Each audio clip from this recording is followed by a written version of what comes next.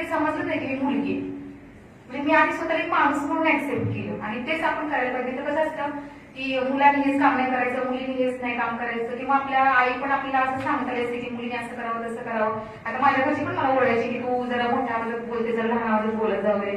मग मी आता माझ्या आईला म्हणतो मी नाही ऐकलं, मी मोठ्याच आवाजात बोलला. मग मी आता माझ्या आईला म्हणजे तू मला लहानपणी राहत होती ना मोठ्या आवाजात बोलते, पण मला त्या आवाजाचा फायदा होते की मी हजार हजार लोकांसमोर मोठ्याने बोलू शकते.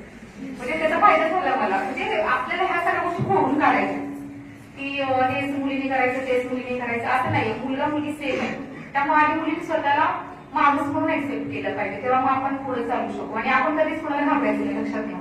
प्रत्येकाच्या पदाप्रमाणे प्रत्येकाच्या वयाप्रमाणे तुम्ही त्या व्यक्तीला रिस्पेक्ट द्या, पण आपण भीती कधीच कुणाची नसावी. कारण जो माणूस स्वतःला घाबरतो तो आयुष्यात कुणालाच घाबरत नाही. म्हणजे आपल्याला भीती असावी. म्हणजे ते म्हणजे मुक्त राहायचं तिथं मुक्त राहायला पाहिजे, तिथं स्वतःवरती बंधन आणली पाहिजे, तिथं स्वतःवरती बंधन आणली पाहिजे. म्हणजे आपलीच आपल्यावरती